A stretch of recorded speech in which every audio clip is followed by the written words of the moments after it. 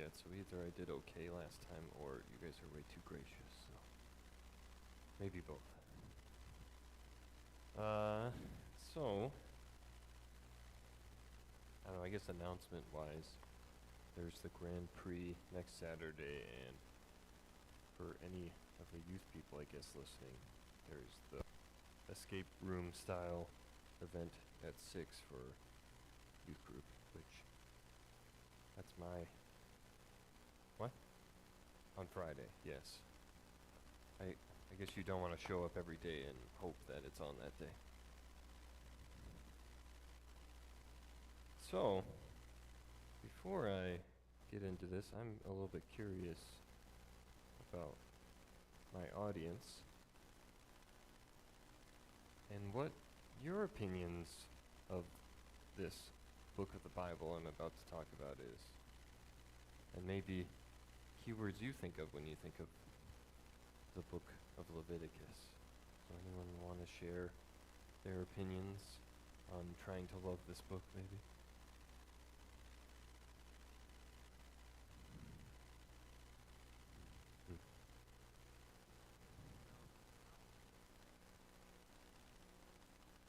Yep.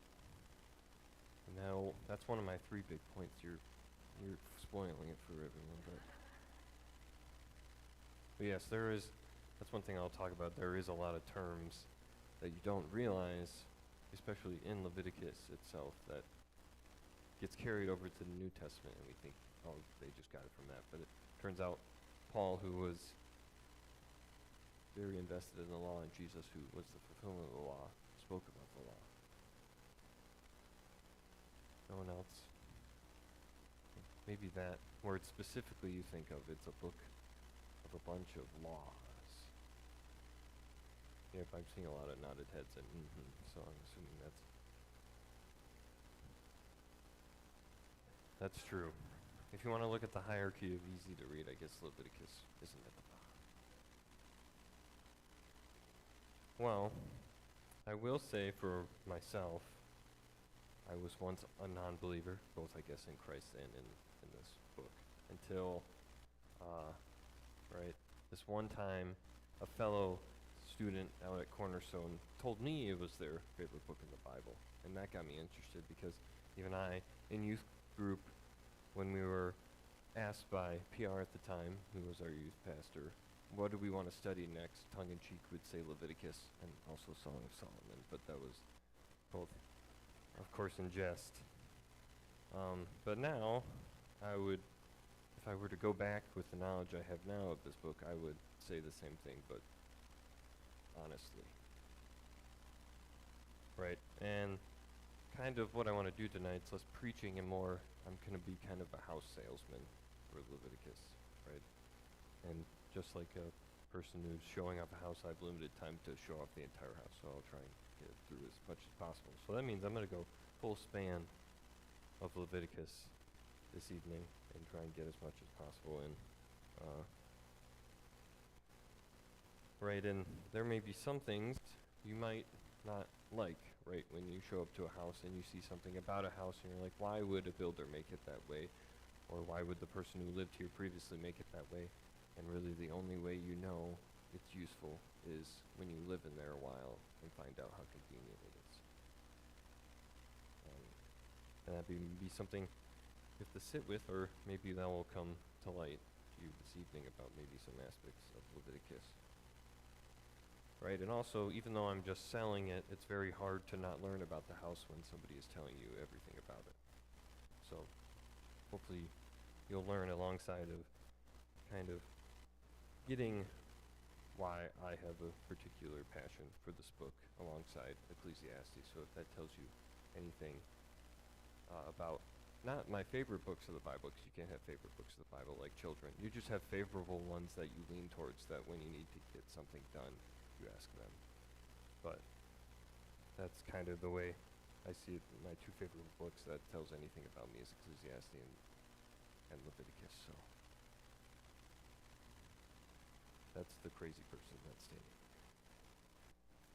So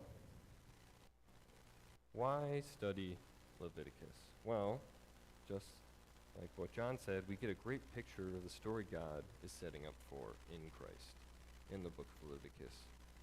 And honestly, gives a better understanding of where it comes from in the root of it by reading it and then looking forward to Christ. Right, and the other aspect is the laws weren't just for the sake of having rules. There are practical practices that we actually find inside of Leviticus that maybe we don't necessarily do it in the same exact way, but if we take the essence of it, it's something that will lead to a more proper and righteous living. Right, and I think the most important question, which the Israelites especially had to deal with, but we have to deal with in a different way, what does it mean to be able to be in the presence of a holy God in an appropriate way?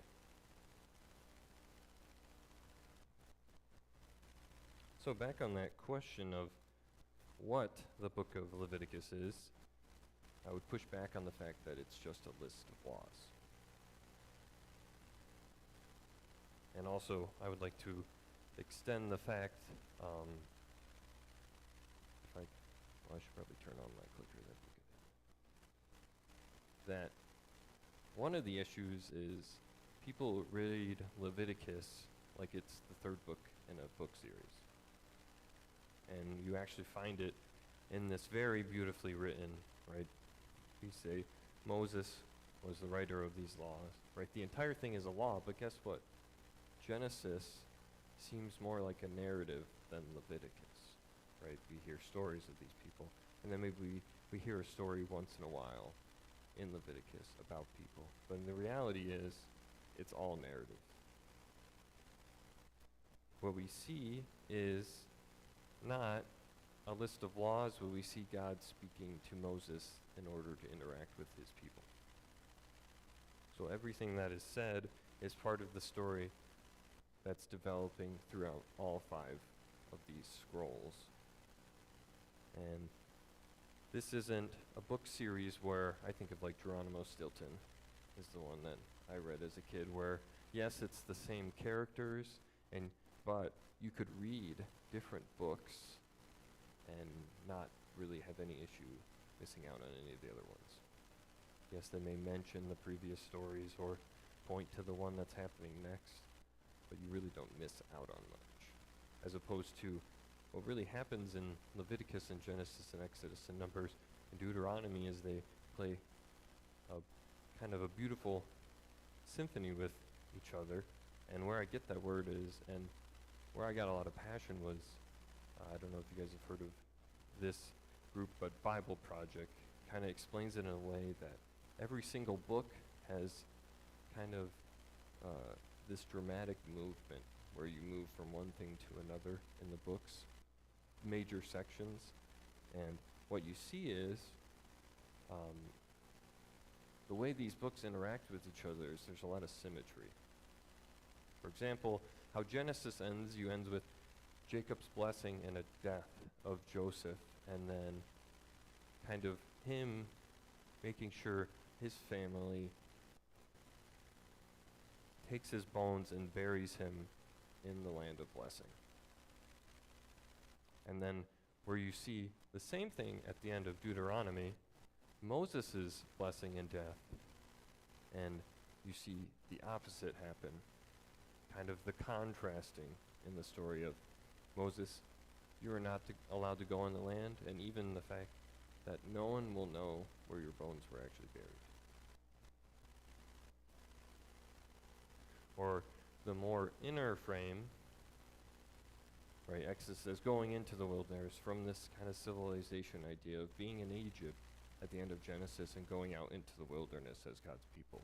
And the opposite after following Leviticus, this idea of going out into the wilderness again. And it actually follows this really cool pattern of mountains are a pretty big idea in kind of Old Testament literature. Yeah, going to a high place, going from a high place. And what we see is at Exodus, we're at Mount Sinai, and Leviticus is at the mountain. So, thematically, the Torah sets up Leviticus as this mountain, so it's got to mean something.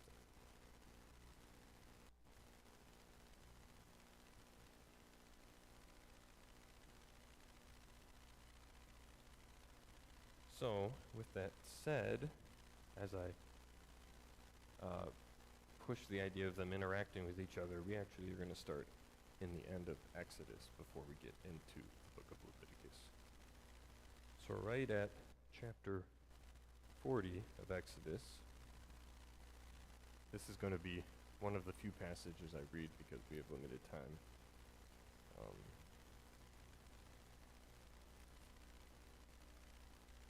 Right in, starting in verse 34. Then the cloud covered the tent of meeting, and the glory of the Lord filled the tabernacle. And Moses was not able to enter the tent of meeting, because the cloud settled on it, and the glory of the Lord filled the tabernacle. So what's very interesting, what we're kind of left with is this non-conclusion at Exodus, this thing of we're asking, why cannot Moses enter the tent where the presence of God is? We have this conflict in the narrative, and this happens a lot in what sometimes it's difficult to read books like Leviticus is a meditative literature. This is not a book, right, going back to the book series idea, is not a book that you're supposed to read the way through and kind of just lightly take in the characters and enjoy it for the light-hearted story. You're supposed to sometimes stop and sit with things. And this is one of the things we sit with at the end of Exodus and introduces us into our first dramatic movement of Leviticus, which is approaching the holiness of God. And this spans chapter 1 through 10. And it starts out in the first chapter. What I want to focus on in this chapter is what it looks like with sacrifice and approaching a holy God with proper sacrifice. Right? The first aspect, whether it's a lamb, is without blemish. What you bring to God should be in a state worthy of being offered to Him. One of this really cool ideas that make it cross over in the aspect of when sacrifice happens is the one who is sacrificing the animal is supposed to lay their hands on the animal, which is this physical representation of you putting your hands on the animal and identifying with your sin to that animal. You take a moment and look at the animal and realize what your sin has brought onto this animal, which I think is often something we don't realize how much of an effect our sin really has in life until we get these big consequences. So now, whenever, from the sense for an Israelite, whenever sin is present, and whether we're going to look at a bunch of these different kind of offerings, that identifying with your sin and taking a second to actually realize what you've brought into the world. Same way as we look at something as Cain and Abel, when Abel's blood cries out. And speaking of blood, that has a pretty big emphasis on that. Actually, I'll get into that later, but blood takes a big role in this book. And I think we look at Christ and His blood and don't realize how big of an emphasis that actually was in the Old Testament and what the weight of blood is, besides that it paid for us. But again, that's sort of a sneak peek at something later in this book. Now, as for how you determine whether you're actually doing this properly, anyone a good cook, maybe good at barbecue in here? Any good barbecuers? I see Will pointing at someone. I can't figure out who. Oh. I can see that. But how do you usually know whether or not you do a good job cooking the food without looking at it? Does it smell burnt? Does it smell like a good piece of barbecue that makes you salivate? And in the same way, when we look at these offerings that are burned, doesn't matter what's being burnt, it's the aroma that comes off of it to God. I think I'll tell this. One of the things that's really funny when one thing you miss in kind of English in the wordplay of the Old Testament, when Noah gets off the ark and gives a sacrifice to God, he has a pleasant Noah-y smell in the wordplay. So he has good BO, not bad BO to God.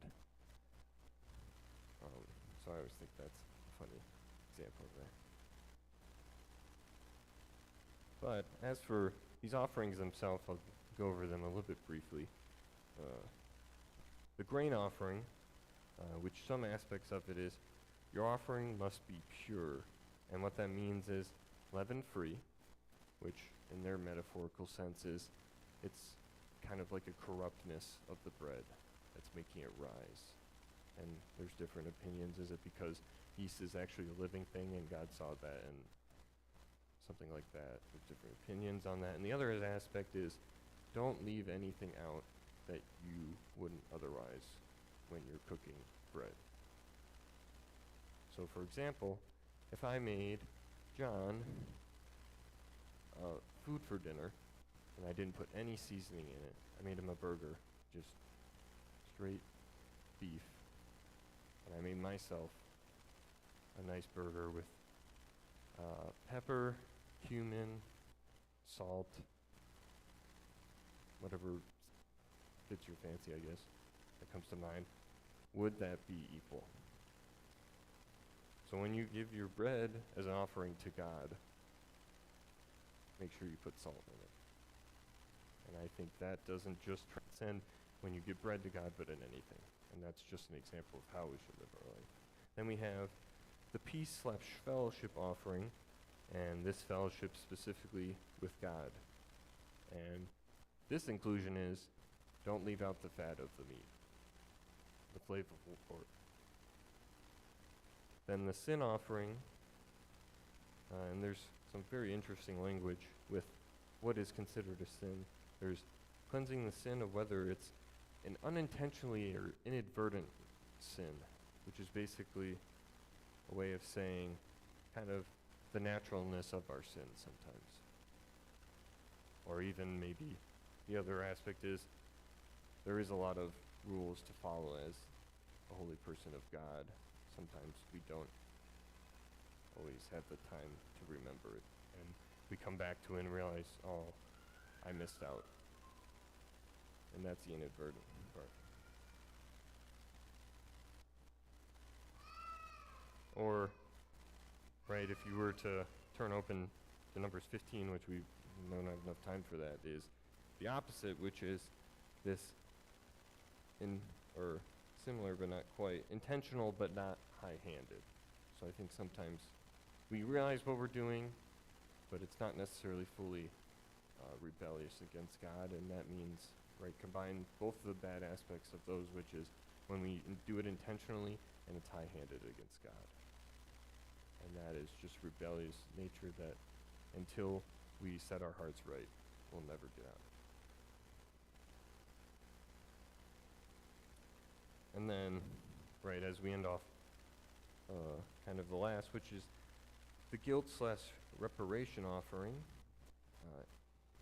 which is a misuse of the holy things of God. which we may not have physical objects that we use specifically for our worship, but man, do I find ways to misuse what God has given me. And maybe that's something to consider sometimes in our lives is, when have I been offered a gift from God and used it inappropriately?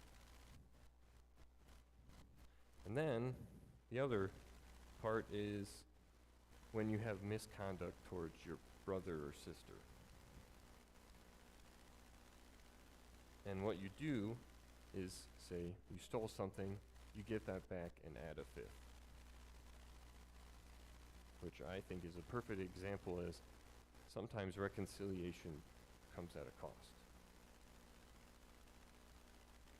That when you're meeting with someone who you've had a disagreement with, sometimes what's going to take is, and who knows what that is, maybe it's buying that person dinner in the process of reconciliation, when you're having that discussion towards reconciliation, whatever that means. That sometimes it takes a step in faith towards that person by showing means of kindness or love towards them in order to get to that end point of reconciliation.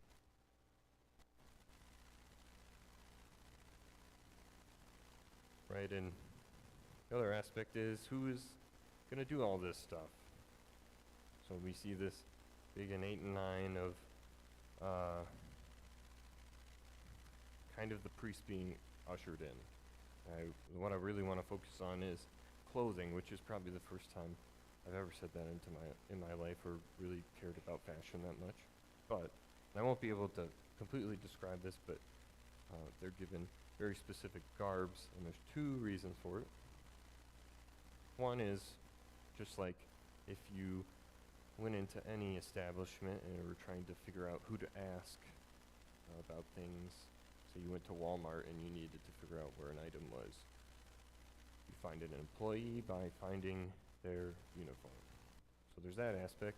The other aspect, which the more spiritual side, is this heightened image of God, which is pretty common in Leviticus, is this getting back to Eden idea. And what's promoted, one of these is these priests showing off what God expects actually the entire nation to be, which is a priest to the whole world and a representative of God to the whole world. So he gives this priest this sort of heightened idea of what it means to be the image of God as a reminder to the people. So great. We have all these things established and all these ideas and reminders, and when they do fail, a way to reconcile both with each other and God. So this should be the perfect society. They know everything they have to do right. Well, that's until chapter 10 of Leviticus, and that is Aaron's sons he's the high priest at the current time, bring, as the language describes, an unfamiliar fire into the holy place of God. So what we see is the exact opposite, this pleasing aroma that we're supposed to bring to God. Instead, the two sons of Aaron choose to worship in their own way, which, if that's not a microcosm of us as humans towards God, I don't know what else could be. And does anyone know what is the result of this unfamiliar, unpleasing fire to God?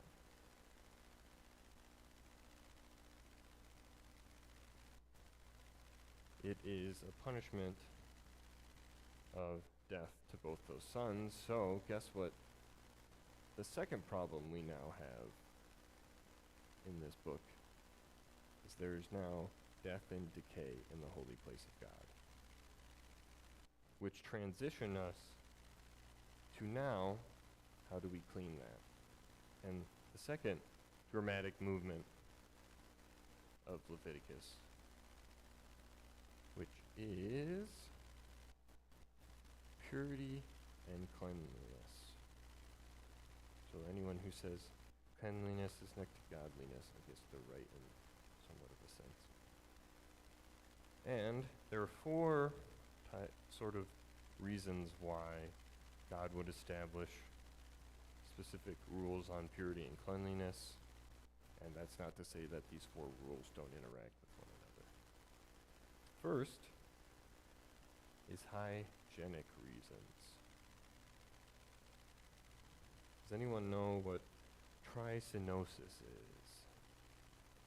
I have a doctor in this room. Does he know what trichinosis is? Unless I'm pronouncing it wrong. I'm probably pronouncing it wrong. Or another word, which is roundworm. Trichinosis. So I was at fault. It's okay. He is still a reliable doctor. So right, and that is specifically why you see pig as a no-go, because their cooking habits were not really that great to get rid of those parasitic things that would then live inside you. That is not very pleasant. There's the cultic, which sounds like a weird word to use, but it's actually, we have a negative idea. Cultic, it's actually against the other cultic ideas of other religions, right? It's separating themselves from pagan religions. So hygienic, cultic, right? Or arbitrary. Maybe this is a new tree of knowledge, right? A new order, a new idea being brought forth to the people to focus on. Or lastly, symbolic. Got to a greater meaning. For example, do you guys know what's significant about amphibians? What's so interesting about that? Breathing through their skin is pretty cool, but I guess not. I guess specifically, their habitat.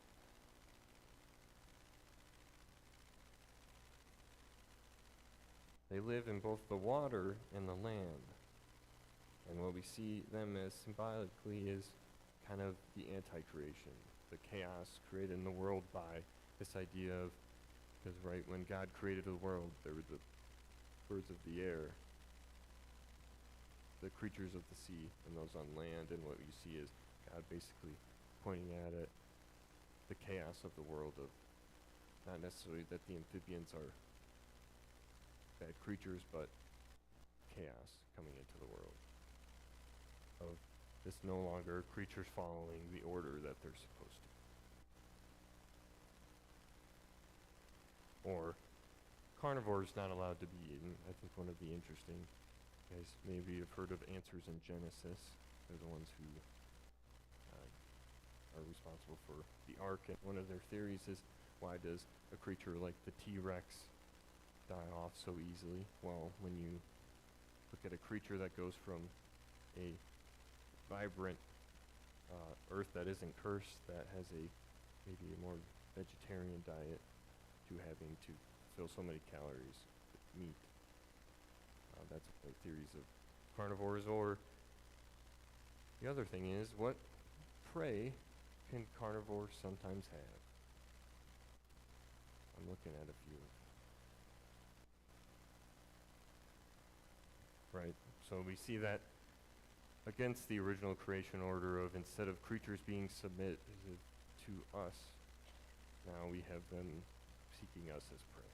So those are kind of the two aspects that people see there. So after we get past chapter 11, we see chapter 12, and I would call this the consideration towards childbirth. And two aspects, which is the cleanliness aspect, that afterwards the woman making sure clean, right? We see this crazy development that nowadays we think, how could they have not have done that? That so many women actually dying just because the doctor didn't wash their hands before they helped give birth, or sanitized in some way. So, right, we have the sanitizing aspect of afterwards getting them clean, and of course all the things involved in there, but also I think there's the compassionate aspect, which is, and very common nowadays, sort of in the way, especially U.S. society has been developed, where not only women are in the workplace, but it's almost essential with kind of how, unfortunately, wages and stuff have worked. So guess what the issue that the world is dealing with? How do we do maternity leave and things like that? And what we see is a consideration for the mother and afterwards, and right, we have this blanking on the term postpartum depression, which becomes a big issue post-pregnancy, and a consideration for that. That otherwise we kind of just move on and don't even consider such a delicate aspect of a woman's life, both in cleanliness and compassion towards how difficult that process would be.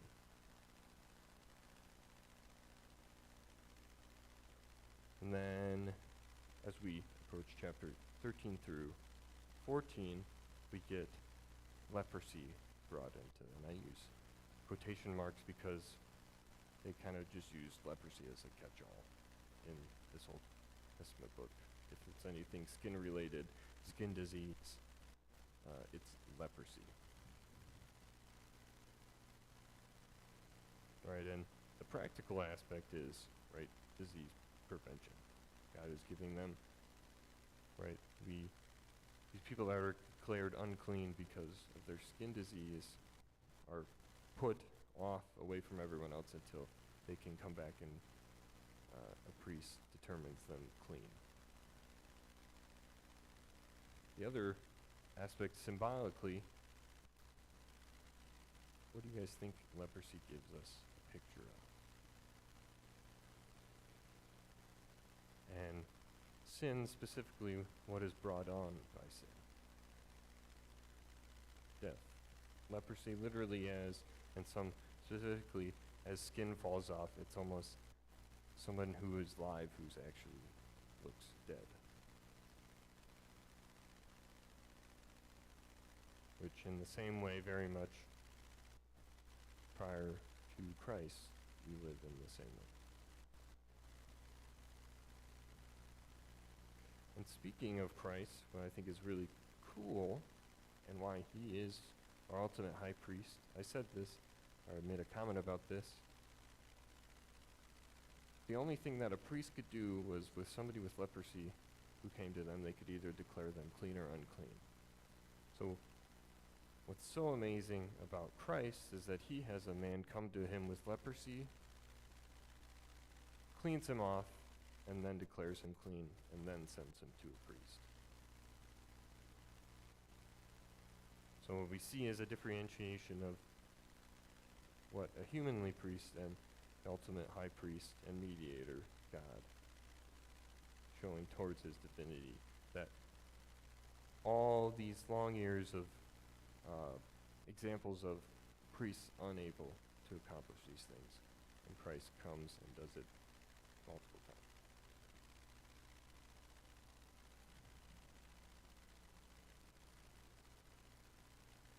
And then we have chapter 14, starting in verse 33 onward. We have two, which is, this is going to be the other fun one to talk about. Clean households, that one's a little bit more fun. Just making sure your house is stable and you don't have mold in it, things like that. And then the other one, which we'll just say is bodily discharge, is the fun way of saying it. So this is the less fun part that I will kind of just skip over because you guys can read that in your own private study and understand. All I want to say is I did my time in middle school when they had a class specifically dedicated to that. So apparently it's really smart to talk about these things if we have a whole class in public school to talk about it. And then what is really cool is I have 16 in parentheses because we find this is the tip of the mountain. we have this entire mountain, and we have all the movements in the outer and inner frames and the innermost frame of Leviticus. And what we have at the innermost frame, at the center of Leviticus, at the center of the Torah, the Day of Atonement, which, to put it in a lighthearted way, I call the spring cleaning for sin. Right? This is the one time a year where everyone gets what they missed, sin-wise, all cleaned off. And not only that, why I call it also spring cleaning is I have the fortunate, I guess you could call it fortunate, of being also the custodian here and cleaning stuff. When I use a piece of equipment for a while that cleans everything else, at some point, that itself has to be clean. Maybe that's dumping out all the dust from trash can, or reorganizing my cart that I let get really disorganized and is slowing down my process of cleaning. Right, in the same way, we get this Day of Atonement that not only is cleaning all of Israel and those who follow the one true God, but also the altar that has spent all year taking on sin. And then this is also where we get this cool idea, and culture has stolen it, the idea of the scapegoat, where we have the two goats, where one, the sin is put on and sent out from the people, no longer to be seen, because guess what? The sin is no more.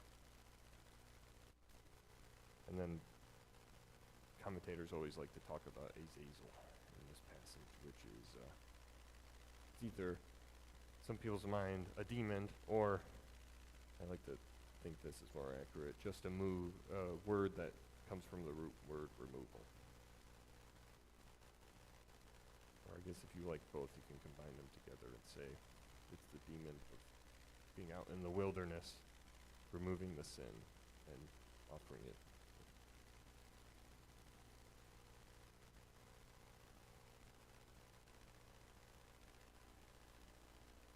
So now we have both what it means to be holy in the offering and the cleanliness that takes place. Now it's to who we are supposed to be as people.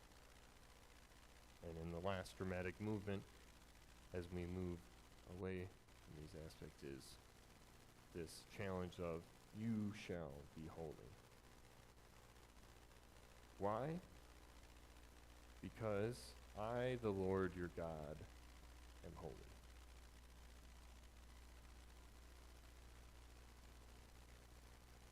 And what that means, for example, to bring back up blood, which this book loves to bring up blood, do not eat or be covered by blood. Why? And this is the big reason. Blood is identified with life.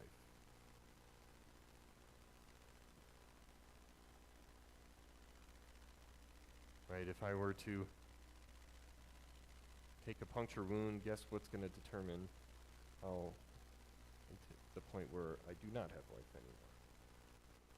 When all of that blood runs out, and all the things that move things around, and immune system and things like that inside my body no longer is what's keeping me alive.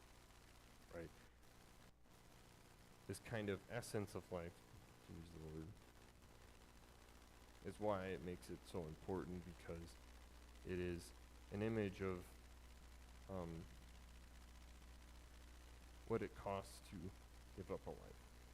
When Christ cleanses us with blood, it is a metaphor of him offering up his life, and how valuable it is to every being that possesses it.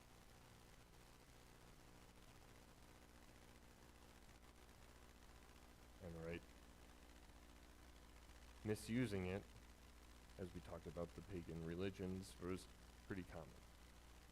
And you are going to treat it way higher and way holy than all the other nations in their pagan uses.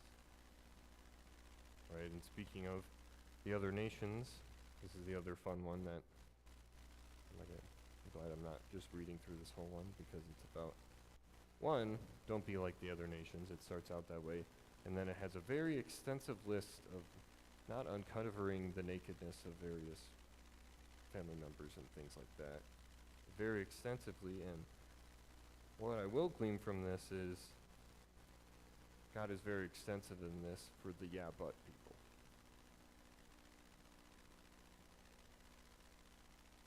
I think he covers every part, because there's going to be somebody in the group, Israelites, going to be like, yeah, but does this really count, or does this really count?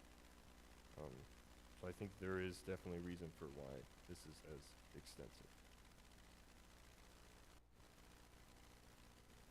Right, and then here's, in 19 and 20, you get a few spots that could be taken out of context and used, but you shall be holy in your lifestyle.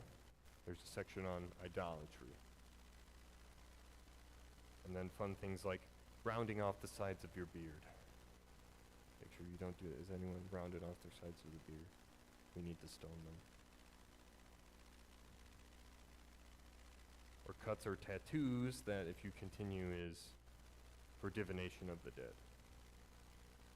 Right, so those are a few things that maybe you could take out of context, as opposed to it being, as we said, a very cultic thing, and realizing these are all things that people, we even see in Mount Carmel, them cutting themselves to get talking to their God, and those aspects you draw on, and very much in the same way. See, in my opinion, my issue isn't morally with tattoos, it's what actually happens in your body. It's basically your immune system, when the ink gets there, is like, I don't know what to do with you, so I'm just going to hold you there. So that's my reluctance on, that's my opinion on that issue. Right, and that God makes very clear, no human sacrifices. A whole section to it. And we see throughout history, one of the consistent things, whether you're an Aztec or Eastern or Western culture, there's some sort of sacrifice of humans, and God makes sure that there's a distinction.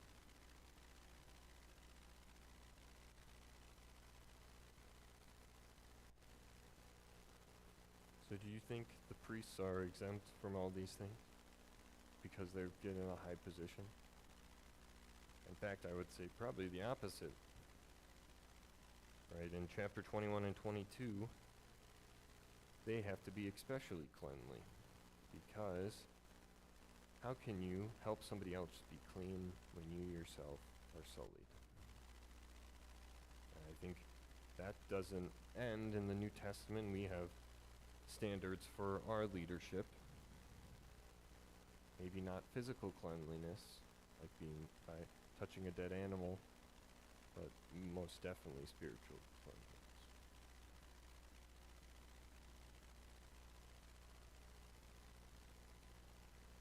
And then, to help them remind themselves of all these things, I'm going to give you a bunch of events and holidays for you to remember, both what I've done for you and what you should be doing.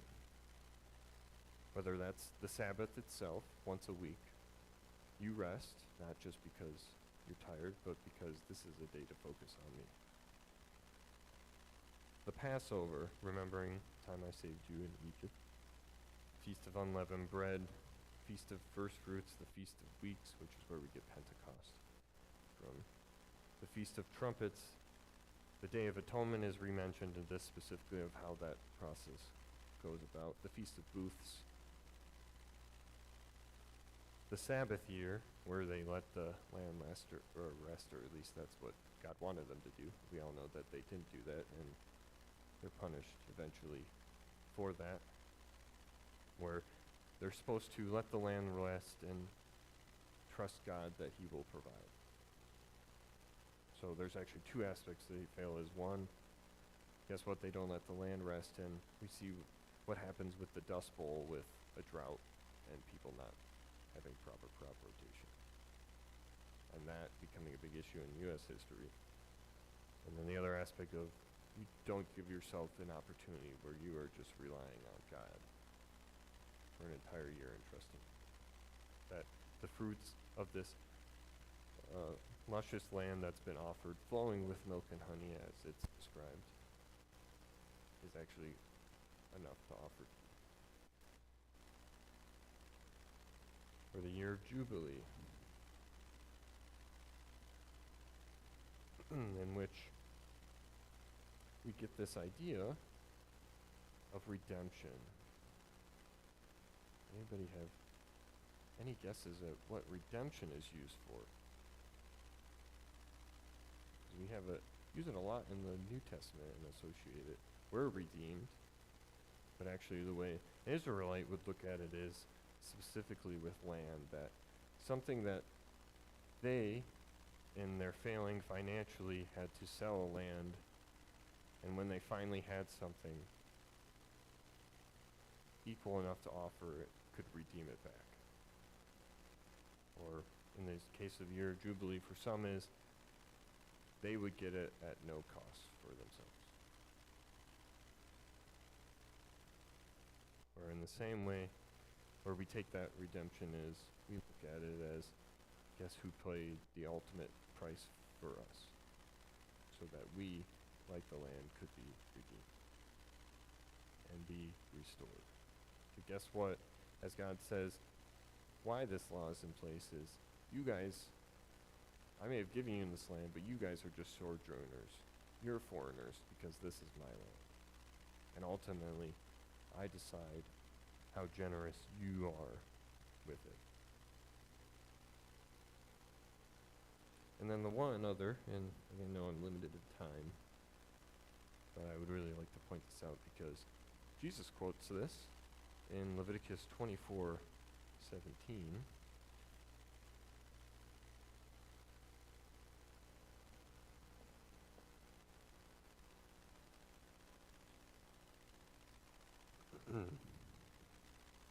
Now, I'm in Exodus, that part doesn't have.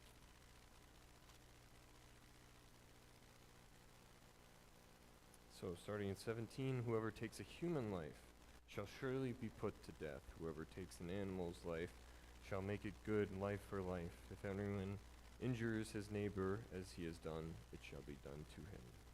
Fracture for fracture, eye for eye, tooth for tooth.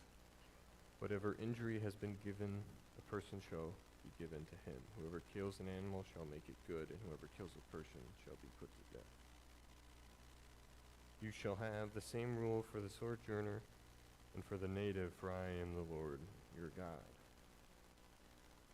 And why I want to discuss this is, I think, in context, I think a lot of people think of it as, sweet, I can punish somebody for this, when in fact, when you look at what's being discussed in this passage is actually, it's a mercy. Because one of the big issues is, sweet, this person sold this thing for me. I'm going to put them to death. And I just think it's really interesting that it actually kind of flips what a lot of people think of. It's about getting revenge when in fact it's trying to stop the human condition from getting the revenge the way they would like it. Which is, I can have any excuse to kill a man I have something against.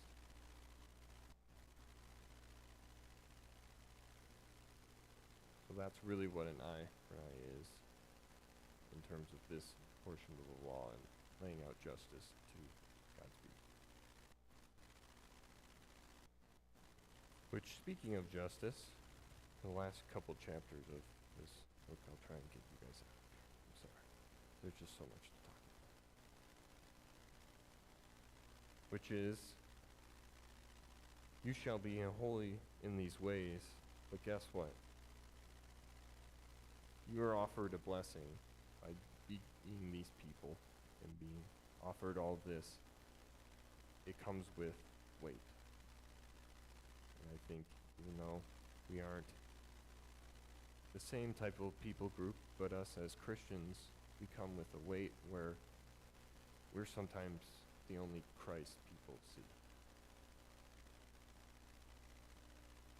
And this whole chapter 26 of what their punishment is to see how much a weight it is to, for them, carry a tabernacle at the time that has the presence of God and allows everyone else to see God through them.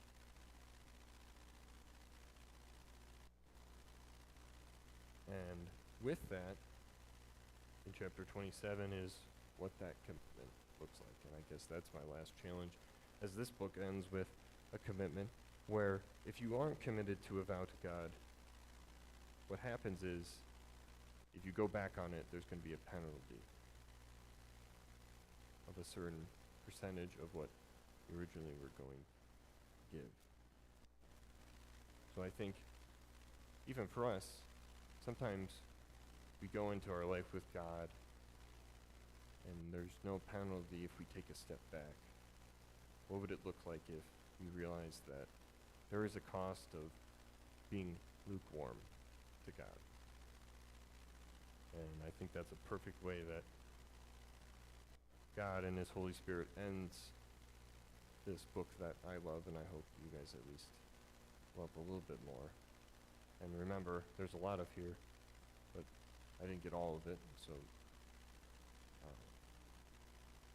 if you're always curious, I don't necessarily know it all, but I can definitely look into my book again to remind myself. I wish I could say I could flip this around and say this is all my notes are empty and I did that all from memory, but unfortunately I did not. But right, I really hope this is a challenge to love Leviticus and see what it really means to follow a holy God, and we don't have to weigh ourselves down with all these laws, because ultimately, right, the New Testament says that the laws did not exist for us to follow them, but to see where our failings are. And I pray that we have a little bit more weight, and when we see this image of what a holy people looks like, we at least emulate it in part and become that image of God that even the priests in their beautiful garments tried to depict. So with that said, I will pray us out of here because I'm already 6 minutes. God, we want to thank you that your word is difficult to read, because if that were not true, there wouldn't be much to read. We pray that as we go from this place, we have a willingness to meditate on your word, and even though at times it doesn't come instantly, we have a willingness to sit with it. And I pray that whether it's my sales pitch or an interest to give Leviticus a second try, I pray that this becomes a stepping stone to getting a better look at you and why, from everything else this law is talked about, whether New Testament or what is followed, those even in the Old Testament, why some would even choose to memorize these books. I pray that you bless the rest of this evening, and that most of all, if we don't love Leviticus, we love you. I ask this all in your name. Amen.